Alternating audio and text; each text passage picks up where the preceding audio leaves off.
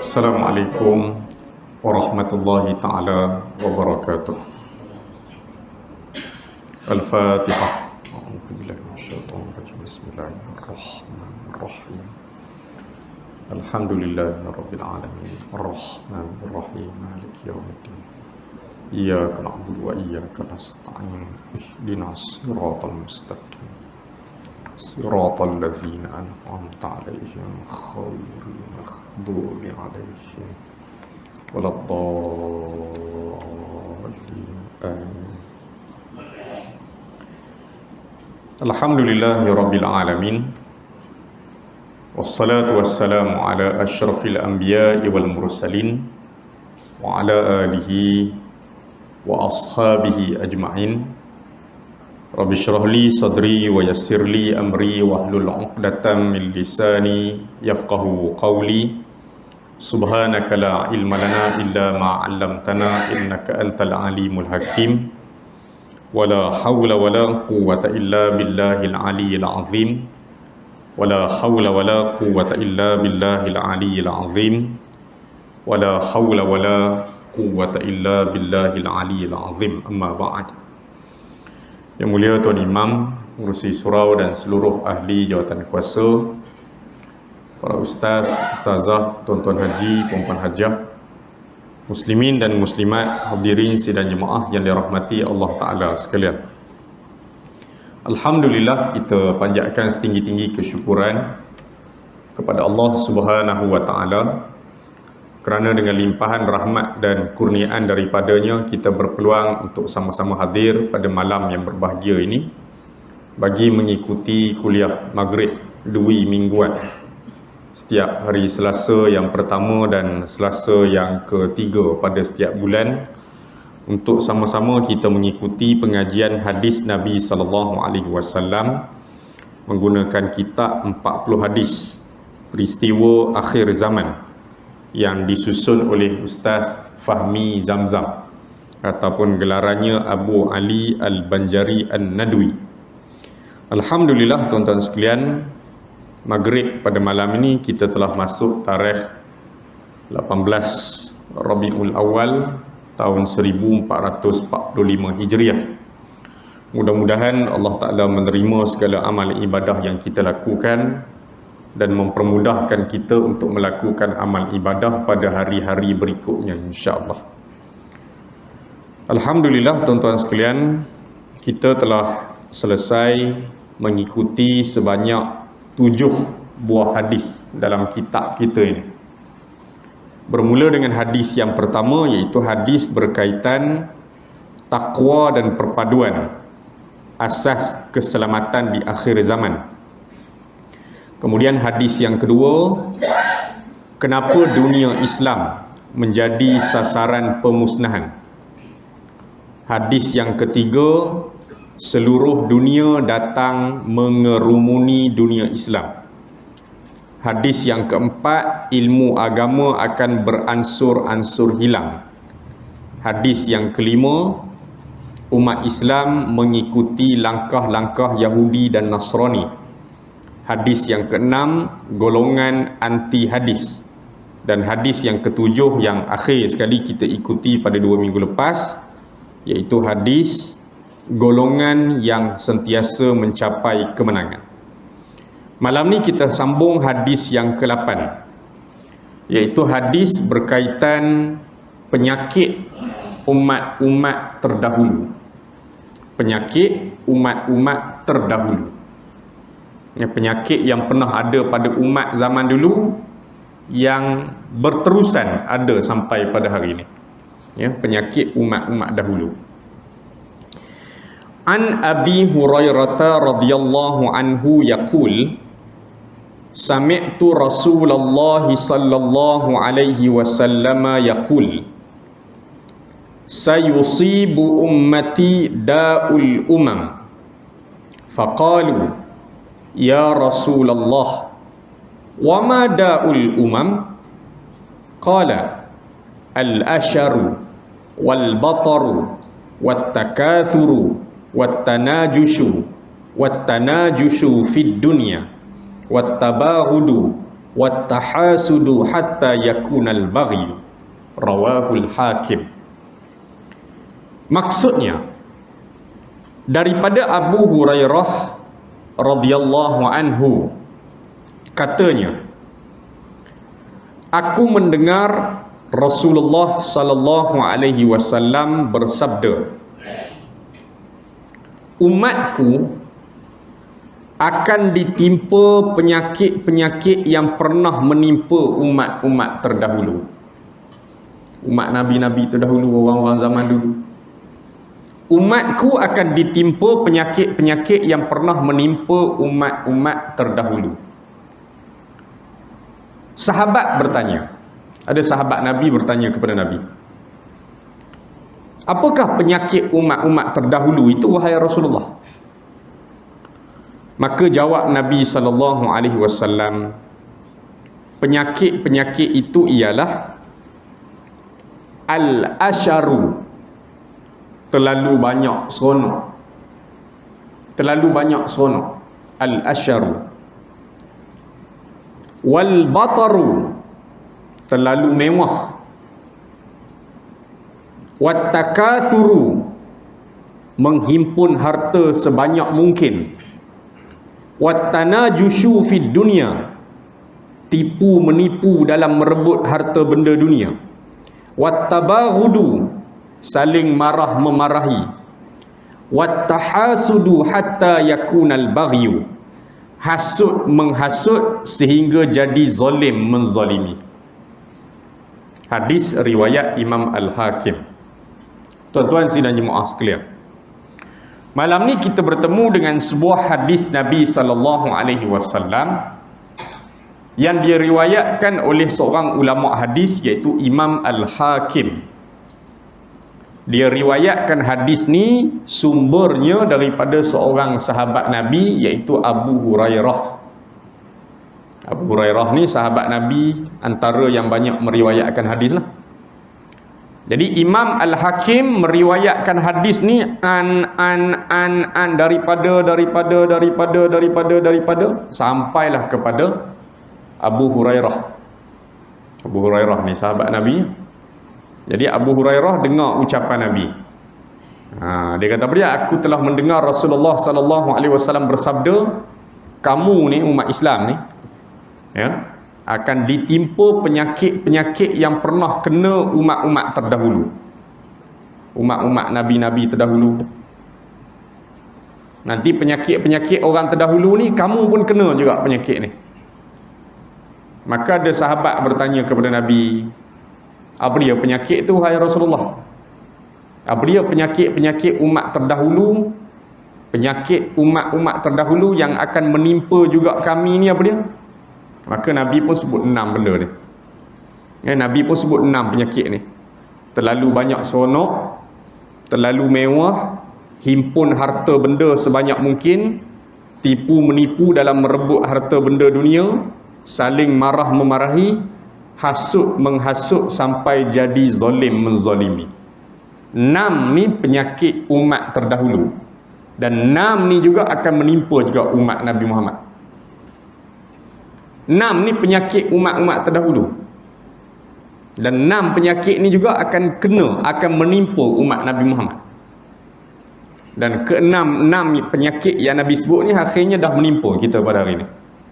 Dah menimpa kita pada hari ni. 6 ni dah ada dalam kehidupan kita pada hari ni, dalam masyarakat kita pada hari ni.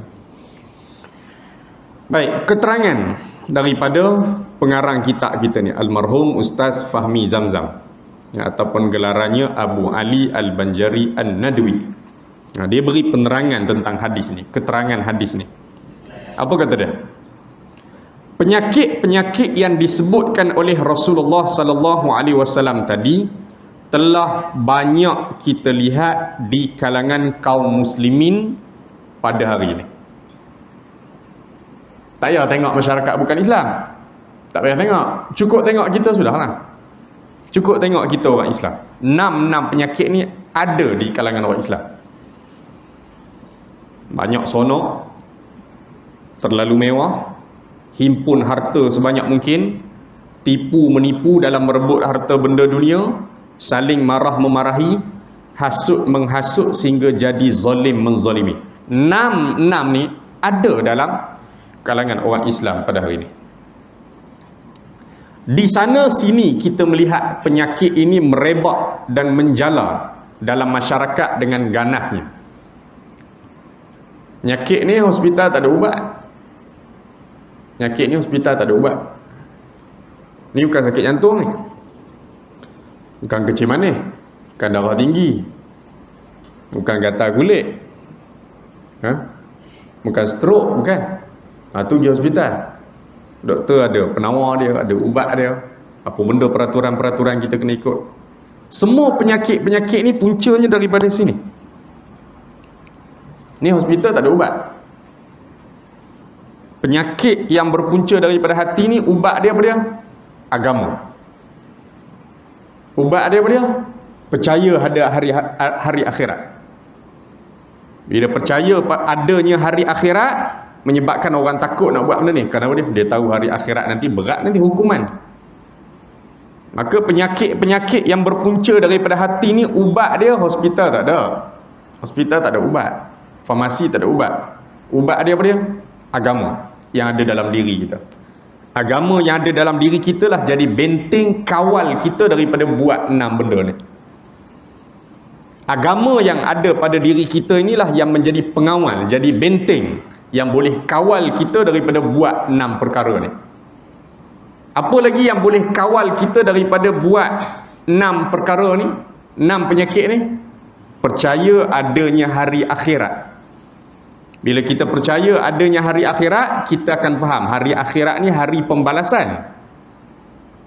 Atas apa benda yang kita buat atas dunia dulu, ada hari pembalasan, hari akhirat. Maka bila kita percaya adanya hari akhirat, kita takkan buat benda ni. Kita takkan buat 6 benda ni. Kerana kita tahu nanti dekat sana nanti sakit nanti, tak terlepas nanti. Jadi penyakit-penyakit ni dia tak ada ubat dia di farmasi, tak ada ubat dia di hospital, tak ada. Ubat dia apa dia? Benteng diri kita dengan agama.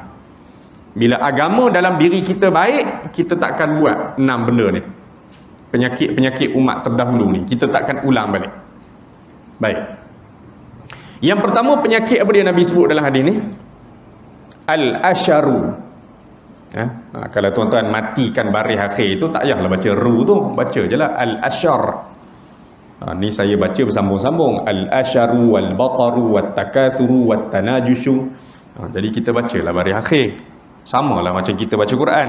Dah kita baca sambung, kita bacalah baris akhir tu. Kalau kita berhenti, kita matikan je lah. Al-ashar. Apa dia? Terlalu banyak seronok. Seronok ni agama tak larang. Agama tak larang seronok. Takkan dapat berita gembira sedih juga. Dapat berita gembira anak lulus periksa. Dapat berita gembira kita punya permohonan minta kerja lulus. Interview kita lulus. Takkan tak seronok? Seronok. Yang Nabi larang apa dia? Terlalu banyak seronok. Seronok manja. Terlalu banyak seronok. Sampai kadang-kadang berlebih-lebihan. Terlalu banyak seronok, berlebih-lebihan. Agama larang. Sebab tu dalam Islam ni kaedah dia khairul umur awsatuha. Sebaik-baik urusan, sebaik-baik perkara pertengahan, sedang-sedang. Bercakap pertengahan, sedang-sedang. Nak bergelak ketawa, sedang-sedang. Nak berhibur, sedang-sedang. Nak berseronok, sedang-sedang. Nak buat apa pun sedang-sedang, tengah-tengah. Khairul umur awsatuha. Nabi sebut dalam hadis begitu. Sebaik-baik perkara pertengahan. Jangan sikit sangat, longgar sangat. Jangan berlebih sangat, ekstrim sangat, melampau sangat. Jangan. Hatta dalam urusan ibadat pun Nabi minta jangan melampau. Apatah lagi dalam urusan-urusan kehidupan kita yang lain, urusan-urusan keduniaan lain. Dalam urusan ibadat pun Nabi larang orang melampau. Dalam urusan ibadat pun Nabi larang orang melampau. Selalulah kita baca hadis 40 Imam Nawawi dulu, kita ada sentuh tentang hal tu, tentang perangai orang melampau. Seorang lelaki datang rumah Nabi, Jumpa Nabi, beritahu kepada Nabi, wahai Rasulullah, aku nak puasa tiap-tiap hari. Aku nak puasa tiap-tiap hari. Kita dengar puasa ni, bagus lah, ibadat kan, buatlah banyak-banyak. Tapi dia mari jumpa Nabi, dia kata dia nak puasa tiap-tiap hari. Bukan puasa Ramadan, puasa sunat. Nak puasa tiap-tiap hari. Aku mampu, aku kuat. Nabi kata kalau kamu mampu, kamu kuat, kamu puasa sebulan 3 hari sudah. Sebulan 3 hari. Ada kata tak, aku nak puasa tiap-tiap hari tak? Aku mampu, aku kuat. Waktu dia mari jumpa Nabi tu, dia muda, dia semangat. Orang muda mah macam tu, semangat. Kadang tu cakap je apa benda nak bercakap. Tengah semangat, tengah umur muda. Nanti waktu dia sampai usia tua, dia ketawa balik dengan zaman dia semangat tu. Dia gelak balik mikir zaman dia dulu, zaman hak tengah semangat dulu tu.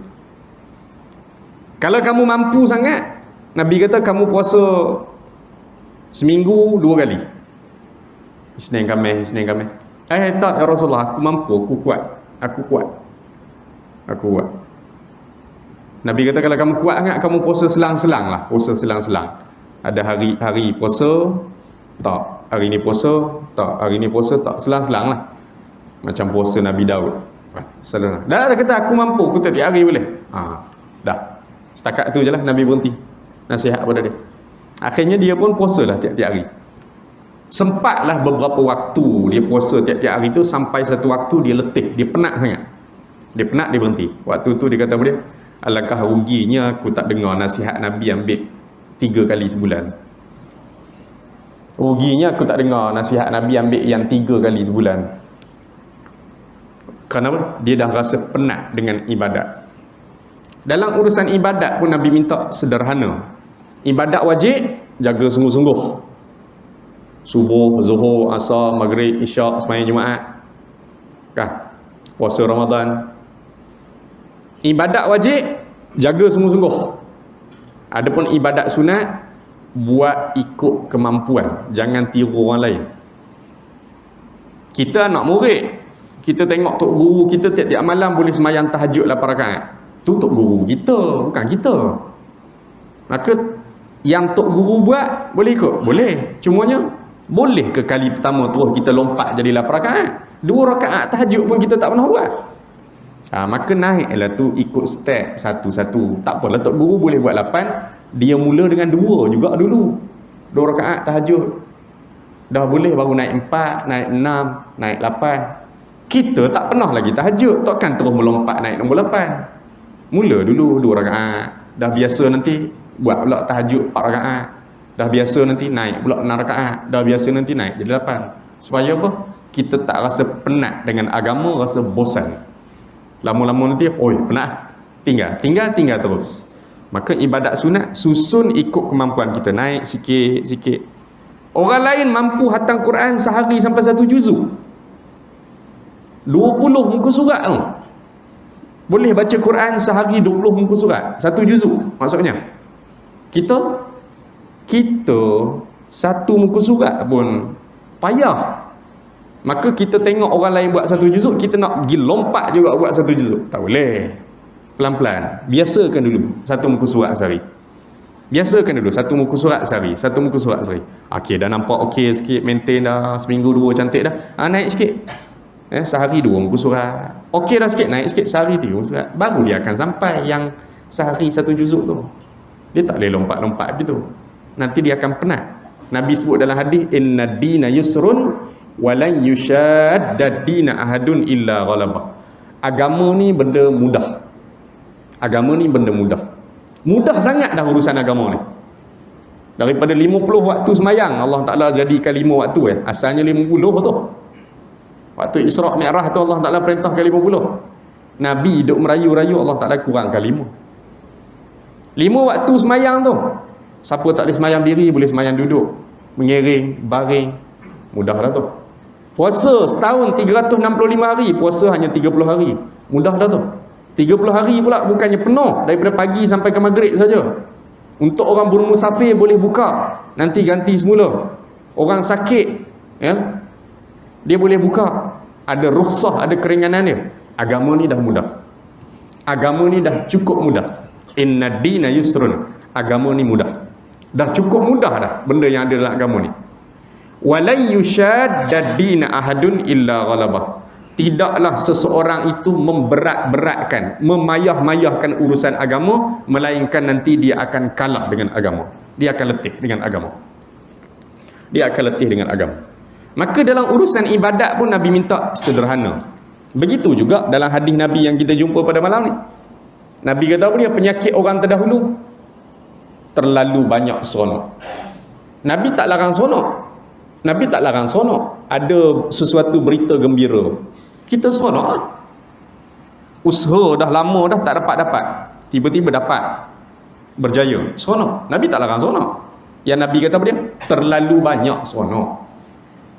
Seronok panjang sampai kadang-kadang sampai tak ada waktu kita untuk diam sekejap. Tak ada waktu untuk kita muhasabah diri sekejap, fikir tentang keadaan diri kita. Tak, gelak je panjang. Kalau jumpa dia tu daripada pagi sampai ke malam tu, jumpa dia tu melawak kan.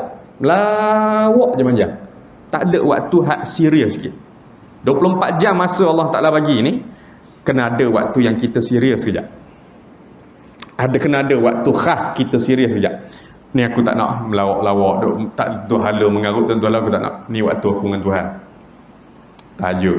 Ni waktu ibadat aku dengan Tuhan, waktu aku nak tumpu baca Quran, belik-belik buku, tengok-tengok kitab. Dia kena ada juga dalam sehari tu waktu serius sekejap. Waktu khas kita dengan Tuhan, waktu kita nak menuntut ilmu. Tapi kalau dok seronok, gelak, manjang, agama tak nak macam tu. Gelak manjang ni mati hati. Gelak terlalu banyak ni mati hati. Bila mati hati, benda baik dia susah nak masuk. Boleh gelak, tapi jangan sampai memanjang, duk gelak je manjang, seronok je manjang, sampai tak ada waktu yang kita nak serius sekejap. Kadang-kadang sampai pergi ziarah tempat orang mati, gelak ketawa lagi. Pergi tempat majlis orang mati ni sepatutnya kita tu tenang, tengok keadaan orang mati, kan, tenang. Sembang pun dengan kawan-kawan hak datang ziarah tu, sembang pun sembang cerita bab mati waktu pergi ziarah orang sakit. Tapi pergi ziarah orang mati pun sampai boleh gelak ketawa, sampai pergi kubur pun duk gelak ketawa sakan lagi. Oh, itu luar biasa dia punya hidup dia, luar biasa. Itu memang dia seronok betul tu. Dia seronok betul, sampai pergi kubur pun duk gelak lagi tu. Orang duk turun kawan dalam liang lahat, dia boleh duk bertepuk tanpa gelak-gelak lagi tu. Oh ya, orang ni luar biasa. Dia punya seronok dia ni. Memang kehidupan dia seronok macam tu lah. Dia tak ada waktu untuk dia serius sekejap. Ni cerita orang mati ni, cerita orang mati tengah buat turun liang lahat, kita dah boleh gelak ketawa lagi ni. Orang ni tak dapat pengajaran daripada kematian. Tak dapat pengajaran daripada kematian. Mati ni Nabi kata apa dia? Pemutus segala kelazatan. Pemutus segala kelazatan. Bertembung di antara jemputan kenduri kahwin dengan kematian, utamakan pergi tempat kematian. Makan-makan, majlis-majlis ni tempat untuk kita seronok bertemu dengan orang. Tempat kematian untuk kita mengingatkan hari di mana segala kelazatan tu putus. Tapi dapat pergi dua-dua, alhamdulillah lah. Ziarah kematian pun sempat pergi, kenduri majlis pun sempat pergi, silakan lah. Tapi bila bertembung di antara dua ni, usahakan tempat kematian pergi. Ya, sempat sembahyang jenazah ke, sempat iring orang ke tanah perkuburan kan. Ni tazkirah paling penting. Mati ni tazkirah. Tazkirah ni bukan hanya dekat surau saja. Mati tu tazkirah. Tazkirah ni peringatan. Yang kedua apa dia? Penyakit umat terdahulu yang akan menimpa juga kamu orang Islam ni, terlalu mewah. Terlalu mewah. Rumah ada dah, kenderaan ada dah. Kenderaan ada dah. Rumah ada dah, kenderaan ada dah. Nak lagi mewah lagi. Nak lagi mewah lagi. Nak lagi mewah lagi. Tambah lagi.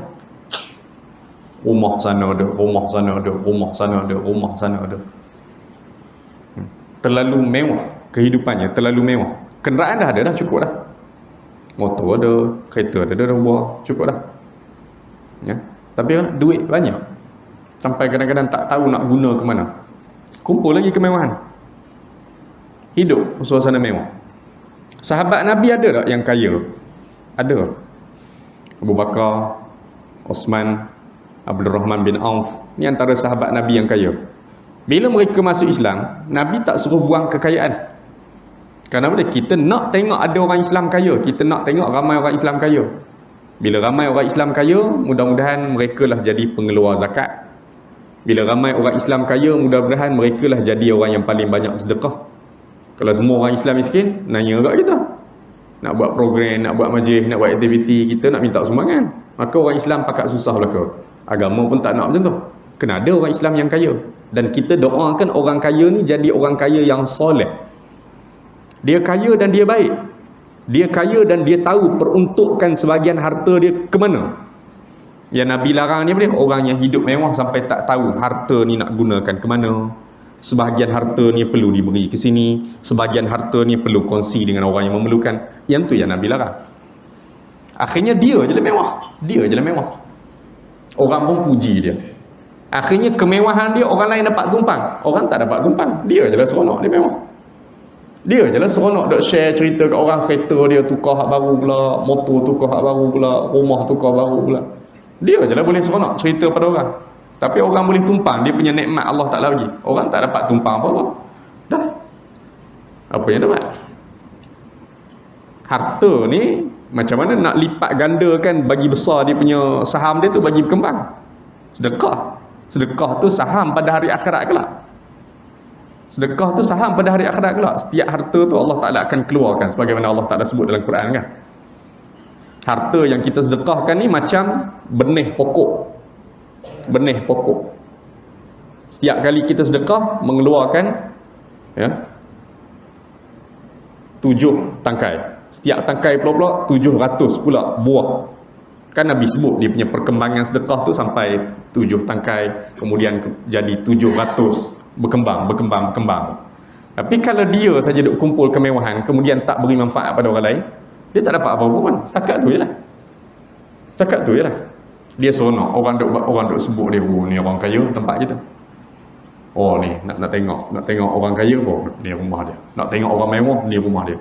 Orang boleh sebut begitu je lah. Orang miskin dalam kampung tu dapat manfaat ada dengan kekayaan dia? Tak dapat apa. Anak yatim orang susah dalam kampung tu dapat manfaat ada dengan kemewahan dia? Tak dapat apa. Kemudian dia bangkit pada hari akhirat kelak, dia nak bawa apa? Dia nak bawa pahala apa? Dia nak beritahu kepada Allah, ya Allah duit aku banyak.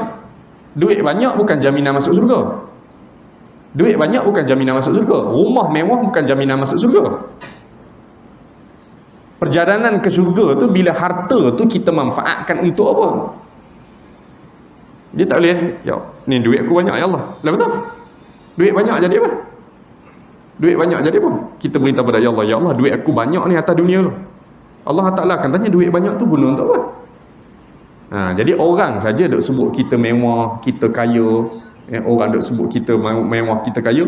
Tiba-tiba ada orang yang duduk terdekat dengan kita, jiran tetangga yang duduk keliling kita, dekat dengan kita, tiba-tiba ada yang makan tak cukup, makan minum tak cukup, kewangan tak cukup, kemudian kita duk bangga kita mewah. Agama larang seperti itu. Mewah-mewah, tapi kita tahu harta tu nak dikongsi dengan siapa. Yang ketiga, apa dia penyakit umat terdahulu yang akan menimpa juga kamu umat Nabi Muhammad ni? Menghimpun harta sebanyak mungkin. Dia lebih kurang lah yang dengan nombor 2 tadi. Nombor 2 tadi mewah. Kita ni kalau nombor 2 tadi mewah tadi, terlalu mewah tadi. Bila kita mewah, kita kena ingat ada orang yang tak sama dengan kita, tak sama taraf dengan kita. Maka sebab tu makan tempat sedap-sedap, belanja tempat hak canggih-canggih, mewah-mewah, jangan kerak sangat tayang kat orang. Kerana dia mungkin ada orang yang tak mampu nak dapat sebagaimana yang kita dapat. Makan tempat mewah-mewah, canggih-canggih, restoran hebat-hebat, harga pun beratus-ratus ringgit. Duk cerita kat orang manjang. Kan zaman hari ni kan zaman media sosial. Jarang-jarang sekali tu fahamlah. Mungkin orang kata boleh kenangan nak cerita pernah pergi tempat tu. Tapi ni manjang seminggu 4-5 kali duk update makan mewah, esok cerita makan mewah, esok cerita makan mewah. Tiba-tiba ada orang terdekat, adik-beradik, saudara mara, jiran tetangga yang dekat dengan kita tak pernah rasa benda tu. Sehari makan nasi sekali, tak boleh nak makan apa benda dia makan. Maka agama tak ajar benda tu. Agama larang hal-hal yang demikian. Kemudian yang ketiga, Nabi kata dia menghimpun harta sebanyak mungkin. Dia lebih kurang yang kedua tadi. Penyakit yang ketiga ni menghimpun harta sebanyak mungkin. Wat takatsuru, menghimpun harta sebanyak mungkin. Kumpul harta. Bila sebut menghimpun harta sebanyak mungkin, maksudnya apa dia? Orang ni masa dia sibuk sungguh. Sibuk sungguh. Sibuk sungguh. Ya. Bukan kata ibadat sunat. Ibadat wajib pun dah mula tinggal dah. Kenapa dia? Sibuk duk kumpul harta. Sibuk duk kumpul harta.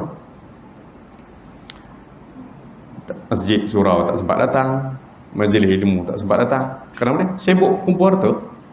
Sibuk kumpul harta sampai satu tahap tak sempat nak guna. Dia kumpul, himpun, tak sempat nak guna. Elok mati berpindah ke tangan orang lain. Elok mati berpindah ke tangan orang lain. Kita mati, orang kebumikan kita. Kita mati, orang uruskan kita, kebumikan kita. Harta yang ditinggalkan tu, kalau ada anak-anak yang faham urusan agama, anak-anak yang soleh, yang tahu bagaimana nak uruskan harta mak ayah, maka mereka uruskan pada tempat yang baik. Kita mati, kita tumpang dapat pahala. Tapi kalau tinggalkan anak-anak yang tak tahu apa benda, duit kita banyak dalam bank, kita mati, yang uruskan anak-anak yang tak tahu apa benda, akhirnya kita bertanggungjawab pada harta tersebut.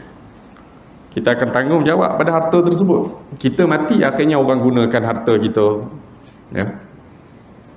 Maka sebab tu, bila kumpul harta, tahu nak digunakan. Kumpul harta, tahu nak digunakan. Ke mana pembahagiannya, tahu ke mana. Sebab tu Nabi sebut dalam hadis kan. Bila ada sahabat mari bertanya kepada Nabi, wahai Rasulullah, apa sedekah yang paling afdal, yang paling baik? Apa dia sedekah paling baik? Nabi kata sedekah paling baik adalah sedekah pada waktu kamu sangat sayang pada harta tersebut. Apa dia sedekah paling baik? Sedekah pada waktu kamu sangat kedekut, sangat sayang, nak jaga benda tu, tak nak lepas benda tu. Tiba-tiba waktu tu kamu lepaskan. Nabi kata tu sedekah paling baik. Apa dia lagi sedekah paling baik? Maka Nabi kata apa dia? Sedekah pada waktu kamu sihat, berbanding dengan kamu sedekah waktu kamu sakit. Sedekah pada waktu kita sayang benda tu, nak sangat, tak nak lepas. Tiba-tiba kita tengok ada lagi orang lain memerlukan benda tu, kita pun tak apa, lepas. Ada nanti Allah ganti kot lain, kita pun lepas. Nabi kata tu sedekah paling baik. Berbanding dengan orang sedekah benda yang memang tak nak dah. Ni, siapa nak benda ni? Saya tak nak, tak pakai dah ni. Benda memang tak nak, baru nak bagi kat orang. Benda yang memang tak nak, baru nak bagi kat orang, tu tak afdal. Sedekah juga, tapi tu bukan sedekah yang baik. Nabi kata sedekah yang baik pada waktu kamu sayang pada benda tu, kamu kedekut, kamu tak nak lepas benda tu, tiba-tiba kamu lepaskan. Tu sedekah paling afdal, paling baik. Bila lagi sedekah paling baik? Sedekah paling baik waktu kamu sihat berbanding waktu sakit. Kalau orang waktu sakit baru nak sedekah, Nabi pun tak boleh. Kalau waktu sakit baru nak sedekah, Nabi pun tak boleh. Kalau ada orang waktu sakit baru nak sedekah, waktu sakit dah, duduk atas katil hospital teruk sangat dah, baru duduk panggil anak-anak dia ni, ayah kat bank tu ada berapa ribu, buat keluar sikit pergi sedekah kat surau. Waktu sakit, waktu dia tahu dia tak boleh nak guna dah harta tu, waktu tahu dah dia tak boleh nak guna dah, akhirnya pesan kat anak ni kat bank ni ada berapa ribu ni, pergi cucuk buat keluar sedekah kat masjid ni, sedekah kat jiran susah anak yatim. Waktu dah duit tak boleh nak guna dah, sebab duduk atas katil. Kalau dia duduk kat rumah tu dia pakai, sebab duduk atas katil, dia pun tengok tinggal berapa hari ni sedekah. Waktu terdesak dah barulah panggil orang. Nabi kata apa dia? Tak perlu pun pada waktu itu. Kerana apa dia? Pada waktu nyawa sudah sampai ke halkum kamu, pada waktu tu baru kamu nak sedekah. Harta itu tak perlu lagi kamu sebut untuk si fulan, untuk si fulan, untuk si fulan, untuk orang ni, untuk orang ni. Nabi kata apa dia? Bila nyawa sudah sampai di halkum, tidak perlu lagi kamu menyebut harta ini untuk si fulan, untuk si fulan, si fulan. Tak payah. Kenapa dia? Memang harta itu akan berpindah kepada orang lain bila nyawa kamu sampai ke kerongkong. Bila nyawa kamu sampai ke kerongkong, otomatik lepas tu harta kamu tu akan jadi milik orang lain. Tak payahlah kamu nak sebut dah ni untuk si fulan, si fulan, si fulan. Memang bahagian orang lain dah apa ni.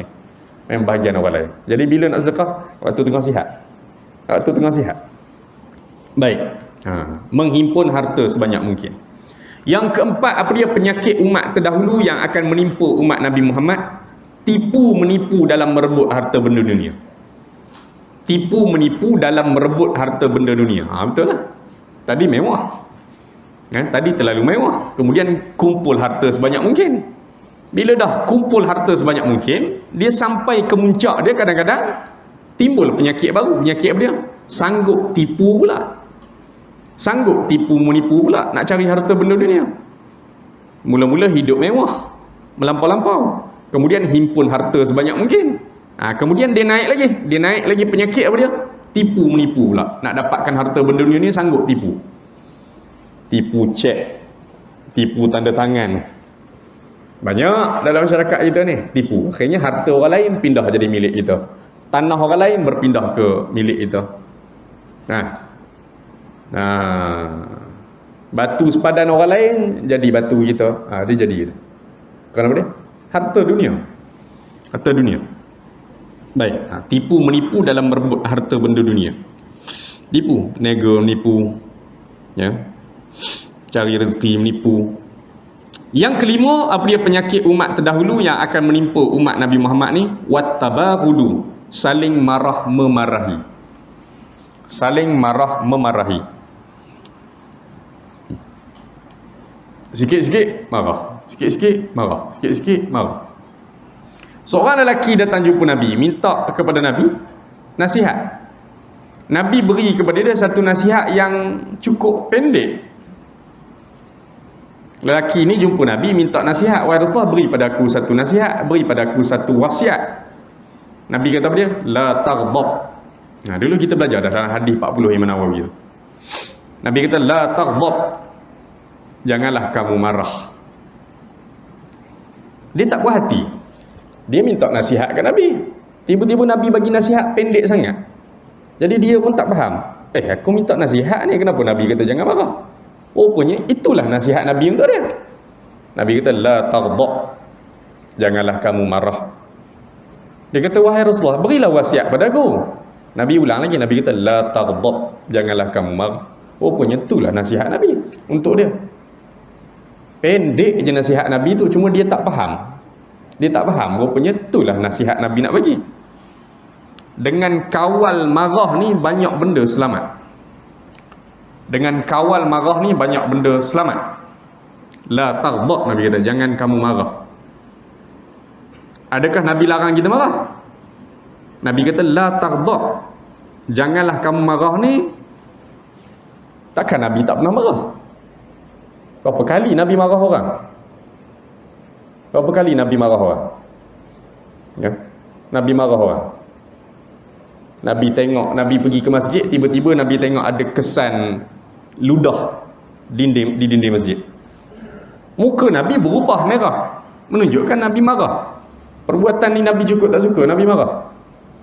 Banyak kali dia, kalau kita belajar dalam kitab sirah Nabi tu, Nabi marah dalam banyak keadaan. Nabi marah. Nabi marah orang akhlak buruk, Nabi orang marah orang bercakap lebih kurang, cakap biadab, macam-macam Nabi marah. Tiba-tiba dalam satu hadis Nabi kata la taghdab, jangan kamu marah. Nabi nasihat pada seorang lelaki, jangan kamu marah. Jadi macam mana nak faham maksud hadis tu? Baik, maksud hadis la taghdab tu, jangan kamu marah tu maksudnya apa dia?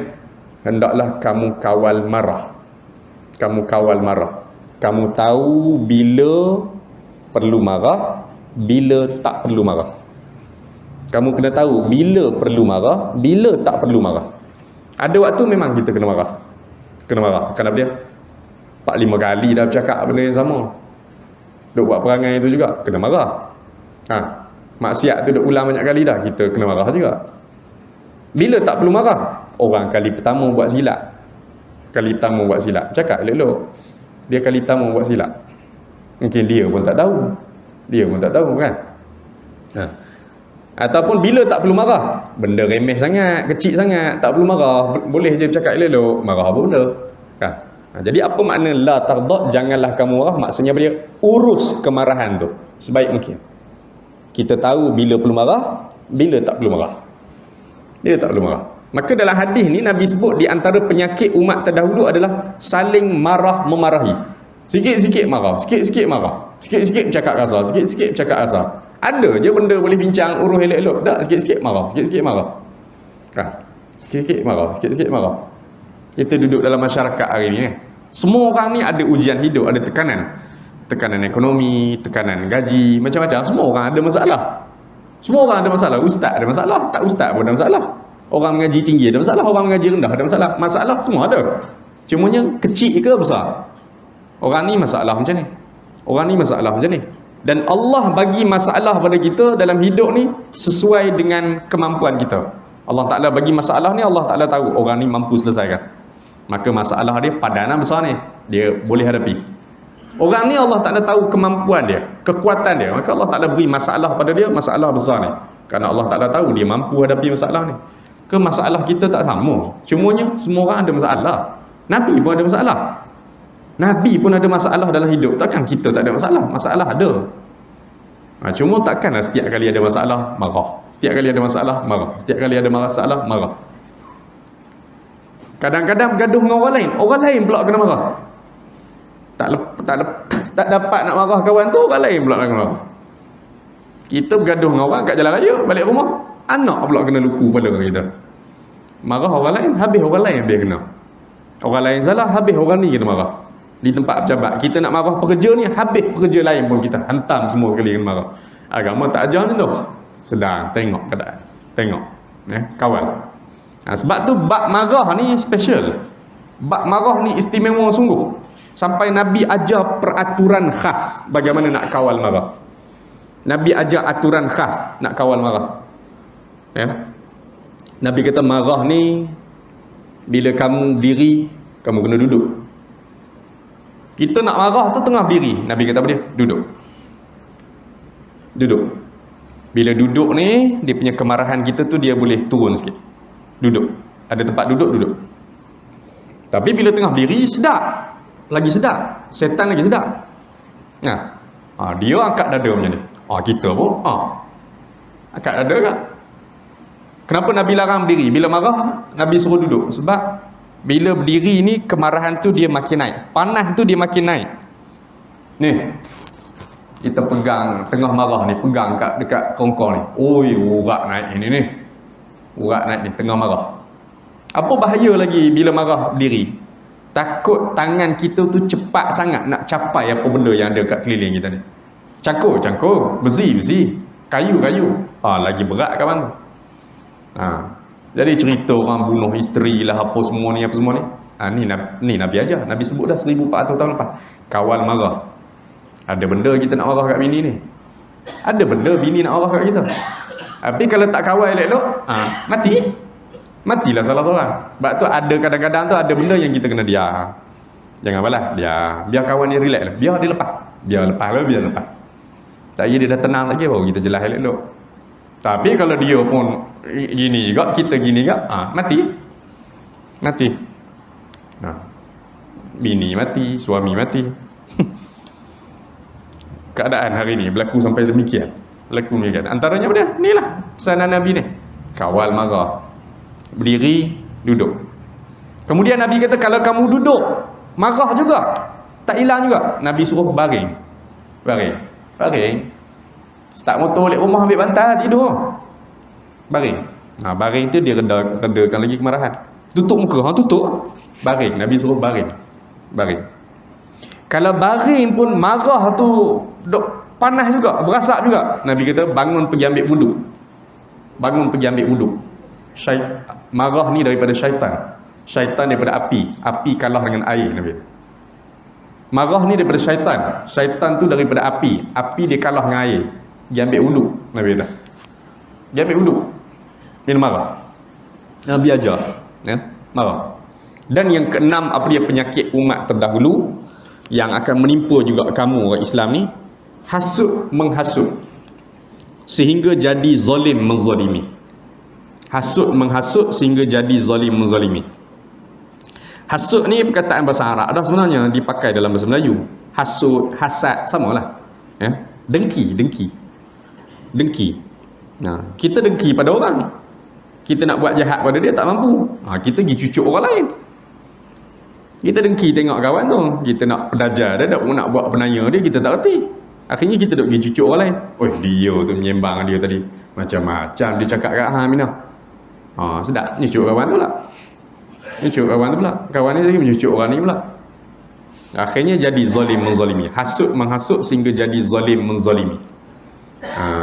Sebab tu Islam ajar pada kita melepak boleh, melepak duduk tepi-tepi jalan, berbual, menyembang, minum kopi ke tepi-tepi jalan, duduk tepi-tepi jalan, tepi-tepi longkang ke apa semua ke, duduk kan. Ada tempat duduk ke mana, duduk melepak lah. Kampung-kampung ni simpang-simpang jalan, orang melepak kan. Budak-budak muda petang-petang simpang-simpang Felda, simpang-simpang kampung tu melepak kan. Lepas-lepas duk reh motor tu melepak ramai-ramai. Islam benarkan tak melepak? Duduk melepak tepi-tepi jalan ramai-ramai? Bagi Islam benarkan? Harus? Boleh? Mungkin kita nak tengok kereta lalu seronok, tengok kereta lalu berjalan petang-petang, tak tahu nak buat apa, tengok kereta kan. Boleh duduk? Mungkin kita lama tak jumpa kawan-kawan, maka kita pun nak buat tempat seronok buat tepi jalan lah. Tapi Islam ajar aturan melepak. Duduk kumpul tepi-tepi jalan apa semua ni, Islam ajar aturan dia. Pertama apa dia? Jangan ganggu lalu lintas. Jangan sampai orang lain jadi susah nak lalu kerana kita pakat duduk kumpul situ. Dia mentang dia geng motor, dia penuh atas tu. Sampai kita bawa kereta pun tak boleh nak lalu. Penuh dengan geng dia kan. Agama larang.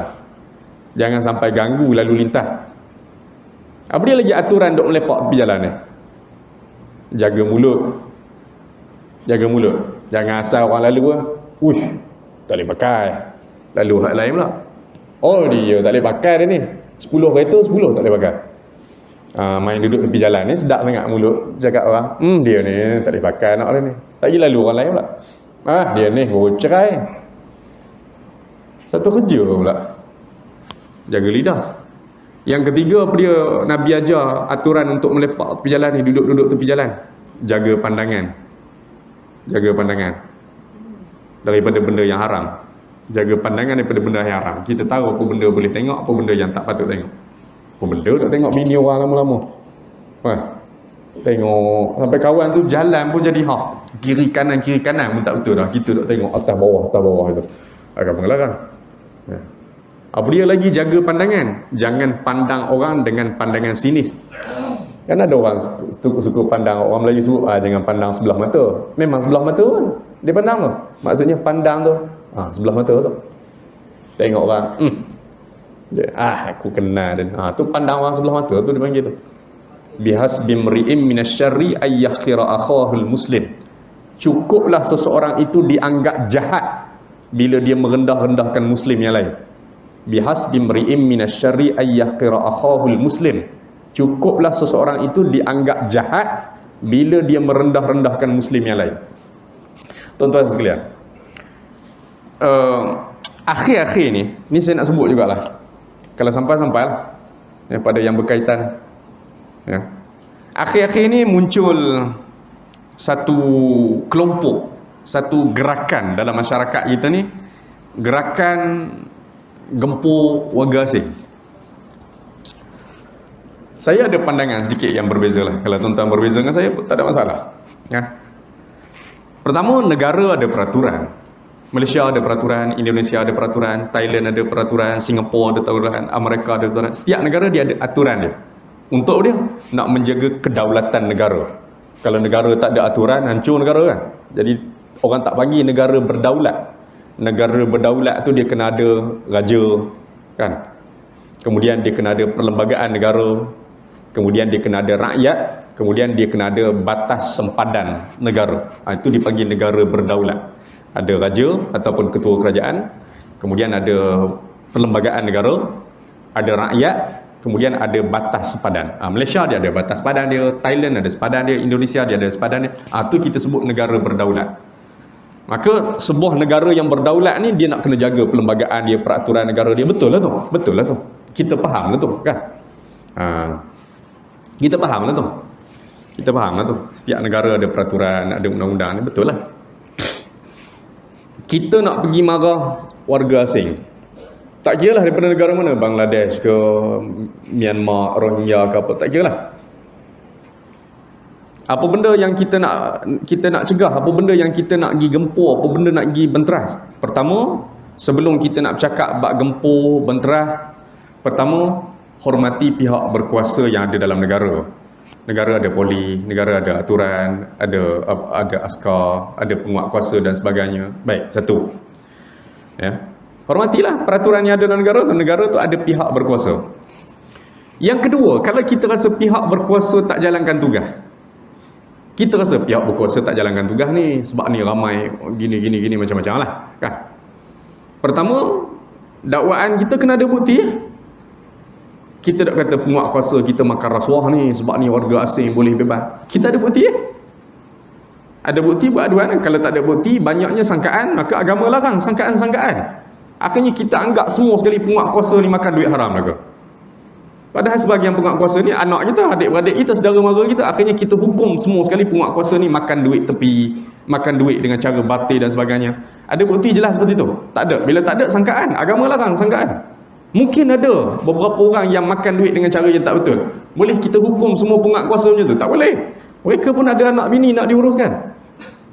Semua penguat kuasa tak tahu halal haram. Semua penguat kuasa tak ada anak bini untuk suap makanan rezeki halal. Maka tak boleh hukum semua macam tu. Agama letak peraturan, tak boleh hukum semua. Baik. Yang ketiga, kalau sungguh kita rasa tak boleh percaya pada penguat kuasa ni, tak boleh percaya pada penguat kuasa ni, kalau kita tak gempur, tak gempur warga asing apa semua gini ni, kalau kita tak gempur, apa akan jadi? Dengan cara kita buat macam ni lah, barulah penguat kuasa nanti akan bertindak gini ni. Okey lah. Baik. Pilihan terakhir lah tu. Kita gempur, kita ambil tindakan, kita pergi jumpa, kita pergi tanya orang berniaga apa semua, berkaitan dengan benda yang berkaitan dengan kesalahan melibatkan undang-undang dalam negara saja. Jangan pergi langgar border. Jangan langgar border sampai melibatkan akhlak dan urusan agama orang. Tak boleh. Kita nak pergi tanya masalah dia berniaga ada lesen ke tak? Dia berniaga ada permit ke tak? Akhirnya sampai kita pergi urus soal peribadi. Semayang isyak berapa rakaat? Main syak rakaat. Ni mari datang Malaysia ni subuh semayang tak? Ni mari tempat kami ni maghrib semayang tak? Tu dah langgar border. Kita marah isu apa dia? Isu mereka tak ikut peraturan. Tiba-tiba kita dah pergi urus urusan ibadat orang, pergi tanya dia semayang ke tak apa semua ni. Kita nak jadi apa dia? Kita nak ambil alih tugas apa sebenarnya? Berapa ramai rakyat Malaysia pada hari ni tak semayang? Akhirnya kita anggap warga asing ni semua hina, lekeh, kotor, teruk sangat, sampai kita tak anggap dah mereka tu sebagai saudara Muslim. Agama larang demikian. Kita bertindak pada mereka, benda yang mereka buat salah berkaitan dengan undang-undang, cukup. Jangan pergi langgar border tu. Tadi saya tengok video Bangladesh duk kayuh zikar. Bangladesh duk kayuh zikar, pakai baju food panda, baju buruk adalah, mungkin ada orang bagi, mungkin dia pun kutip mana-mana. Kita rakam video pergi masuk dalam TikTok. Ini Bangla, baju food panda jangan pakai. Ini orang Malaysia saja boleh pakai. Kawan tu silap dia pun tak tahu benda, entah orang bagi ke terkutip mana. Kawan tu kayuh zikar nak pergi kerja tempat kontrak apa semua. Akhirnya habis semua orang. Kita anggap warga asing ni buruk, hina, lekeh dan sebagainya. Banyak je yang mereka baik dalam masyarakat kita.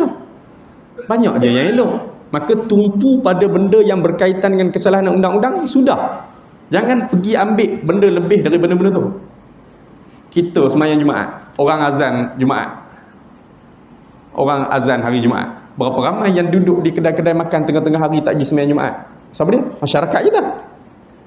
Bangladesh yang kita nampak lekeh hina tu, azan Jumaat belum lagi, jalan kaki berapa kilometer punya jauh cari masjid lagi semayang Jumaat. Tuan-tuan di bandar, tuan-tuan tak biasa sangat. Sebab apa? Jarak tempat pembinaan dengan masjid tak jauh. Tuan-tuan pergi kawasan Felda, kawasan-kawasan kampung, kadang-kadang mereka berjalan kaki daripada tempat-tempat penginapan mereka, ladang sawit, kebun getah tu, berkilometer nak cari masjid semayang Jumaat. Sebelum azan lagi jalan kaki, pakai kain pelekat, jalan ramai-ramai nak pergi semayang Jumaat. Ketika mana ni kita ni, tempat kita ni, orang semayang Jumaat, berapa ramai yang tak semayang Jumaat duduk di kedai makan.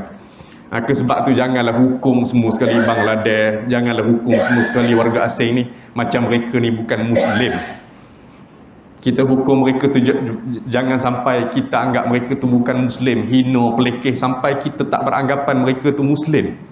Agama larang seperti tu. Kita apa benda, bordernya, benda yang mereka salah undang-undang, silakan. Ada tempat untuk buat aduan, silakan. Tapi sampai urusan peribadi mereka, urusan ibadat mereka, urusan kehidupan mereka, caci maki hamun dengan bahasa yang tak elok, saya juga tak setuju. Walaupun yang duk gempur-gempur warga asing ni namanya ustaz ke apa, minta maaf, saya tak setuju dengan akhlak yang buruk seperti itu. Agama tak bawa cara demikian. Dan salah satu soalan kita dalam lubang kubur nanti yang malaikat tanya pada kita, wa ma ikhwanuka, siapa saudara kamu? Wa ma ikhwanuka, siapa saudara kamu? Maka kita jawab, orang Islam lelaki dan perempuan saudaraku. Soalan ni tak boleh dijawab dengan mudah bila kita bermasalah dengan muslim yang lain. Kita buruk sikap dengan muslim yang lain, dia salah daripada sudut undang-undang, okey, kita uruskan dia daripada sudut undang-undang. Bukan sampai kita bawa akhlak perangai buruk kepada dia, yang dia tu muslim, yang kiblat sama dengan kita. Maka ni hal-hal yang perlu kita ambil perhatian bila kita belajar hadis-hadis Nabi SAW ni. Tu saya rasa benda yang saya rasa nak sentuh sangat hal ni, sebab akhir-akhir ni saya tengok benda ni dah jadi merebak dalam masyarakat kita. Muncul satu grup habis pergi rakam Bangladesh, pergi rakam warga asing, rakam video masuk di TikTok, rakam video masuk di TikTok. Kadang-kadang yang tak tahu, yang tak bersalah apa semua, akhirnya habis jadi mangsa maki hamun mulut dan sebagainya. Tak boleh nyentuh. Ramai lagi di kalangan mereka muslim yang baik. Ramai lagi di kalangan mereka muslim yang baik. Urus mereka ikut peraturan. Baik. Hasut menghasut sehingga jadi zalim menzalimi. Nanti ada orang buat zalim. Ada orang pergi aib ke dia, pergi buruk pada dia, pergi pukul dia, pergi buat benda tak elok pada dia. Kerana boleh ni yang Nabi sebut, penyakit umat terdahulu yang akan menimpa kamu. Hadis riwayat Imam Al-Hakim. Dunia Islam dilanda krisis rohani yang sangat tajam. Ni semua ni krisis rohani dalaman kita yang sangat tajam. Dengan kekosongan rohani itulah mereka terpaksa mencari dan timbun harta benda sebanyak-banyaknya untuk memuaskan hawa nafsu. Maka apabila hawa nafsu diperturutkan, tentunya mereka terpaksa menggunakan segala macam cara dan tipu hela. Maka di saat itulah hilanglah nilai-nilai akhlak, wujudlah kecurangan, khianat, hasut menghasut dan sebagainya. Marilah kita merenung maksud hadis ini dan marilah kita bermuhasabah. Tuan-tuan sidang jemaah yang dirahmati Allah Ta'ala sekalian, cukup sekadar itu dulu untuk malam ini. Mudah-mudahan Allah Ta'ala beri manfaat dan kebaikan untuk saya, seluruhnya tuan-tuan dan puan yang hadir pada malam ini. Aqul qawli hadza wa astaghfirullahal azim wa li wa lakum wa lisairil muslimin wal muslimat fastaghfiruh innahu huwal ghafurur rahim. Assalamualaikum warahmatullahi taala wabarakatuh. Subhanakallah wa bihamdika asyhadu an la ilaha illa anta. Bismillahirrahmanirrahim. تبنا إلى الله ورجعنا إلى الله وندمنا على ما فعلنا